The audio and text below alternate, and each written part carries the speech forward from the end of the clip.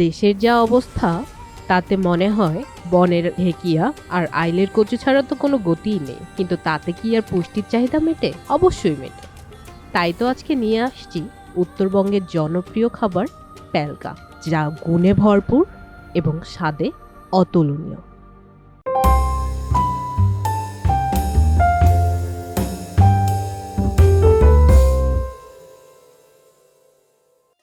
প্রথমেই আমি কয়েকটি সজনে পাতা ডাল নিয়ে নেব।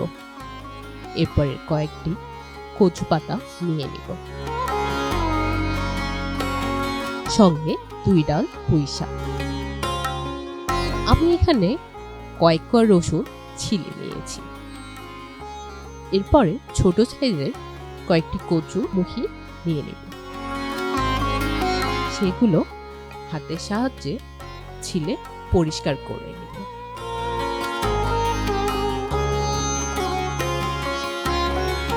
খেয়াল রাখতে হবে যেন কচুর মুখিগুলি সবগুলো একই সাইজের হয়। এর কারণটা আমি কিছুক্ষণ পরে আপনাদের বলবো। এরপর আমি কয়েক দানা কাঁঠাল বিচি নিয়ে নেব। কাঁঠাল বিচিগুলোর যেখানে গোল চিহ্ন দিয়ে দেখাচ্ছি সেখান দিয়ে আমি একটা লম্বা লাইন টেনে কেটে নেব। এতে করে আমি খুব সহজেই খোসাটি ছাড়িয়ে নিতে পারব।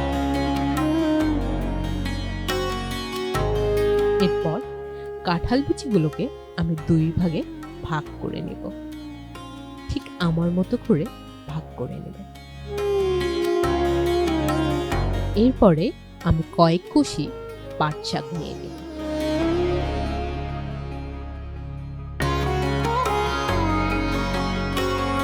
এরপর সজনে পাতাগুলোকে ডাল থেকে আলাদা করে নেব। এরপর একটি কচু পাতা বিছিয়ে তার উপর একে একে সব শাকগুলো আমি দিয়ে মুড়িয়ে নেব। ঠিক আমি যেভাবে মুড়িয়েছি সেভাবেই মুড়ব।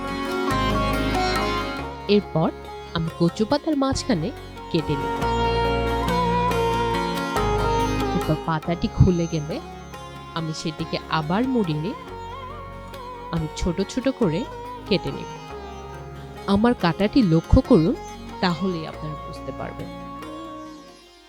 এভাবে ছোট ছোট করে আপনাদেরও কেটে নিতে হবে।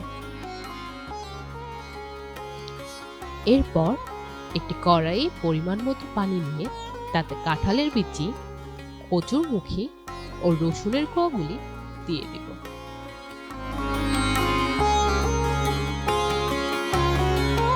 এরপর পানিতে বলক চলে আসলে তার মধ্যে আমি যোগ করব কয়েক ফালি কাঁচামরিচ।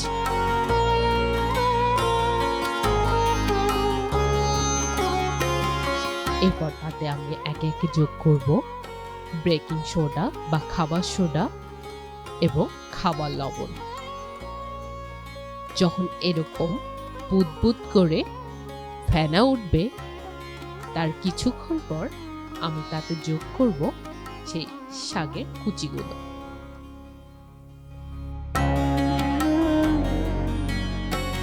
এগুলো দেওয়ার পরে খুন্তির সাহায্যে আমি তা পানির সঙ্গে ভালো করে মিশিয়ে নেব।